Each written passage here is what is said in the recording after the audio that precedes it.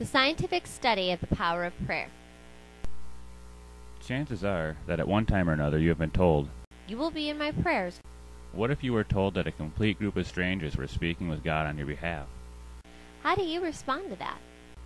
Do prayers really hold some sort of supernatural power for healing? Is there a deity listening to and granting valid requests made through prayer? A study was done in hopes of coming closer to answering just these types of questions. Being that millions of prayers are being offered every hour of every day worldwide, we would have to limit our prayers to the valid request only. Well, what would be a valid request? Now, could the request, a successful surgery with a quick and healthy recovery and no complications, count as valid? Well, it most certainly would, and nearly everybody I know would have to say yes.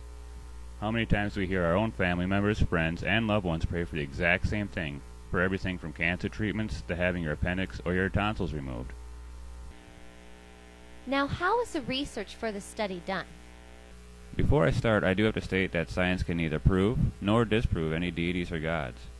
Science can disprove and comment on events and claims in holy books, but it does not and cannot make any comment on the supernatural, and stating that it does is a violation of the philosophy of science. But let's not get ahead of ourselves by assuming that this strictly applies to our gods Yahweh, Jehovah, or Allah, but it also applies to Odin, Thor, Ares, and Hera, not to mention the 2,000 plus other gods through human history. Anyways, while science cannot make supernatural claims, the patients are still in the natural world, and the effects of the prayer on them can still be studied and commented on. Also, before you claim that evil scientists participated in this study and were biased against prayer, therefore trying to disprove God or the Bible, I think I should point out that this study was funded by the John Templeton Foundation. For anyone that is not aware what the John Templeton Foundation is, their mission statement reads, To serve as a philanthropic catalyst for discovery in areas engaging in life's biggest questions. These questions range from explorations into the law of nature and the universe to questions on the nature of love, gratitude, forgiveness, and creativity. Their vision is derived from Sir John Templeton's commitment to rigorous scientific research and related scholarship.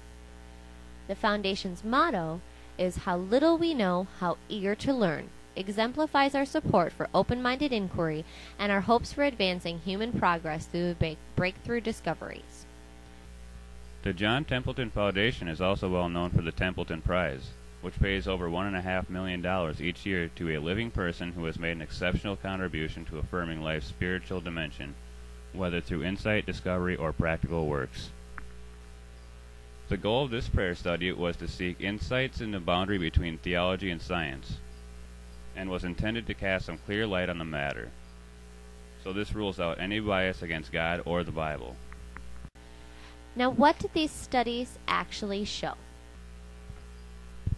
What these studies did was take 1,802 patients at 6 medical centers and split them into 3 groups. The groups were as follows. Group 1, 604 patients that received prayer after being informed that they may or may not be prayed for. Group 2, 597 patients that did not receive prayers after being told that they may or may not be prayed for. and lastly Group 3, 601 patients that received prayers after being told that they would be prayed for. The caregivers and auditors comparing these case reports were not informed and were unaware of which groups the patients belonged to throughout the study. This was another precaution to keep the results accurate and prevent any type of bias.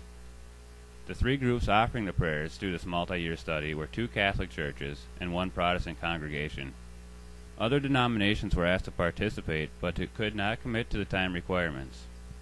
The congregations and its members were only given the first name and the last initial of the patient, the patient's condition, and the hospital. All patients involved in the study received the same prayer of a successful surgery with a quick, healthy recovery and no complications. Prayers would start in the evening before the surgery and continue for 14 days. Now, what did the end results of the study turn out to be? Did one or more of these groups benefit by receiving prayers? Group 1, The results revealed that 52% of the patients in this group that were told they may be prayed for had complications. Group 2, Results revealed that 51% of the patients in the group that were not to be prayed for had complications. In Group 3, the results revealed that 52% of the patients in the group that told they would definitely be prayed for had complications. What the studies revealed was that a major complication and mortality rate were similar in all three groups, if not slightly higher for the groups that knew they were being prayed for. Interpret the results and data how you want. To me, this is just another nail in the coffin of faith. like it really needed another one. So the next time you are in need of medical attention, how will you react when somebody says that they are going to pray for you?